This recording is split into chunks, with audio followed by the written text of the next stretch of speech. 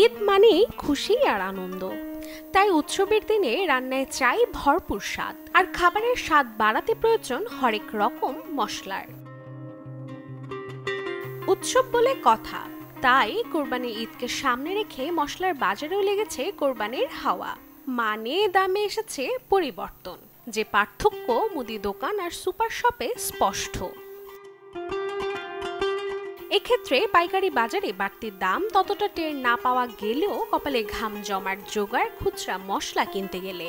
তবে বিগত বছরগুলোর তুলনায় এবছর বিক্রেতাদের কণ্ঠে যেন ভিন্ন সুর। খুব একটা বাড়েনি, দাম আছে হাতের নাগালেই।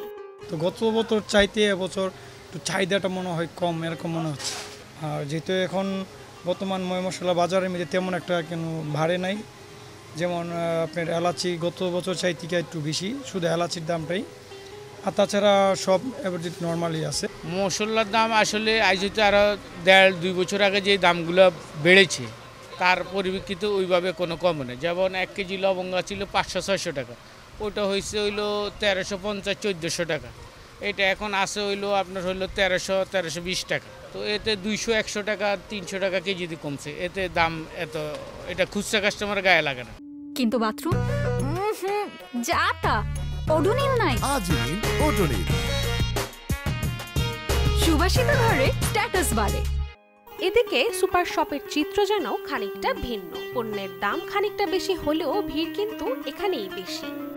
রিসেন্টলি আপনার ভ্যাটটাও ওয়েভ করে দিছে, তো আমরা যেটা পাশে আশেপাশের দোকানে মুদি দোকানে যেগুলো পাই তার চেয়ে বেটার এখানে পাওয়া যায়, আর ভ্যাটও দিতে হচ্ছে না, আর প্যাকিং ভালো, সব কিছু মিলে এই জন্য সুপার শপগুলো মোটামুটি আমরা প্রেফার করি। ইদানিং ঈদের সময় অফারগুলি থাকে, বাসার কাছে একটু শান্তিপূর্ণভাবে ভিড় কাউকে থাকে না, আরামসে শপিং করা যায়।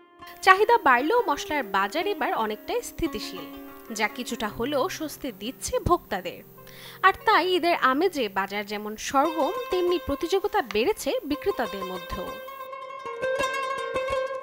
রাশিকা হোসেন, চ্যানেল 24, ঢাকা।